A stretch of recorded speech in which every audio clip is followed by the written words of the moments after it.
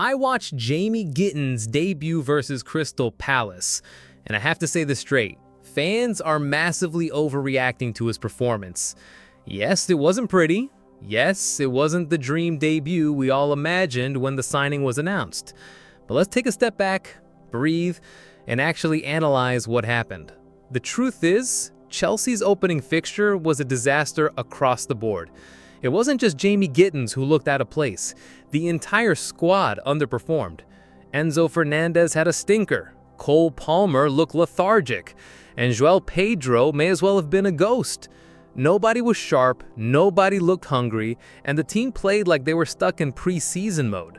Maybe the only player who could hold his head high was Moises Caicedo, who once again did his job in midfield, breaking up play and putting in the work. But apart from him, unimpressive, flat, forgettable. And in the middle of that chaos, Gittens was thrown in for his first ever Premier League appearance. Imagine the pressure, imagine the nerves, and then imagine doing that while your teammates are misfiring all around you. That's what happened. Jamie Gittens started on the left wing, a position Chelsea fans have been crying out for someone to own. But he struggled. He came up against Tyreek Mitchell, and the Palace defender had him locked up for most of the game. Every time Gittens tried to break through with a dribble or burst the pace, Mitchell stood firm. It wasn't for lack of effort. Gittens worked hard. He tracked back, pressed, and kept running. But end product, it just wasn't there. He barely created danger, and by the early stages of the second half, Pochettino had seen enough. Off came Gittens, and on came Estevan.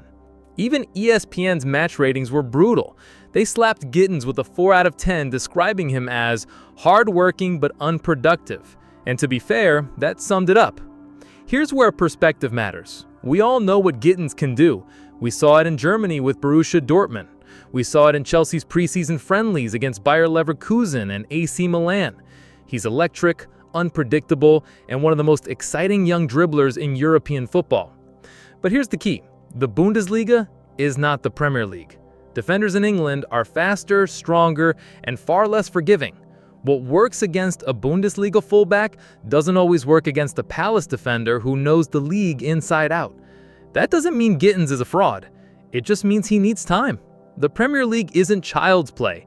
It breaks players who rush in thinking flair alone will save them. So what Gittens needs to do next? So let's get practical. What does Jamie Gittens need to adjust if he's going to succeed at Chelsea?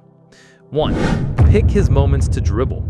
Gittens is a natural dribbler. He loves taking on defenders 1v1. But in the Premier League, you can't just dribble for the sake of it. He needs to be smarter. Only take on a man when the odds are stacked in his favor, when he's isolated a defender with space behind them. Otherwise, keep it simple. Pass, move, reposition. Number 2. Decision-making in the final third. Against Palace, there were moments when he could have released the ball earlier, but he held on to it, waiting for the highlight reel play. That doesn't work in England. He needs to sharpen his decisions, know when to shoot, when to cross, and when to recycle possession. Number 3. Build chemistry with the attack. Chelsea's front line is still learning to gel. Gittens has to develop relationships with Palmer, Pedro Neto, Estevan, João Pedro, and Liam Delap. The best wingers thrive because they know exactly where their striker wants to ball. That understanding takes weeks, months, sometimes a whole season. Number 4. Stay confident despite setbacks. The worst thing Gittens can do now is shrink under the pressure. If he lets one bad debut define him, he'll never recover. He has to block out the noise, trust his ability, and keep attacking defenders. Even if he fails a few times, persistence is what makes the difference. So why Chelsea fans must stay patient?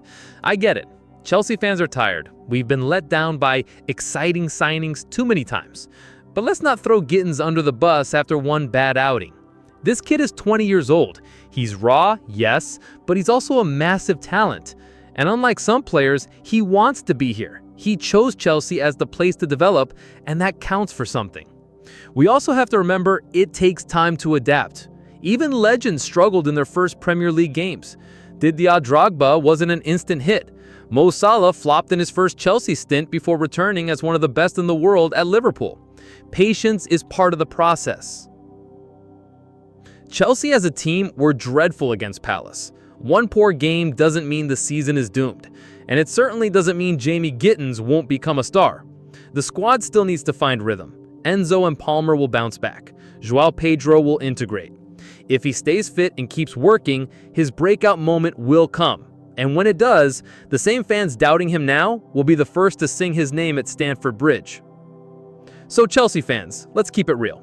Jamie Gittens had a poor debut. No point sugarcoating it. But it wasn't just him. The entire squad failed to show up. One game doesn't define a player, and it certainly doesn't erase the potential we've already seen from him. What Gittens needs now is time, patience, and support. He must sharpen his decision-making, adapt to the Premier League's intensity, and stay confident. If he does those things, we'll be looking at one of the most exciting wingers in England in a year or two. So instead of writing him off after 60 minutes of football, let's back him. Because if Jamie Gittens hits his ceiling, Chelsea have a gem on their hands. Now I'll throw it to you. What did you think of Gittens' debut? Are fans overreacting, or do you see real concerns? Drop your thoughts in the comments and let's talk about it.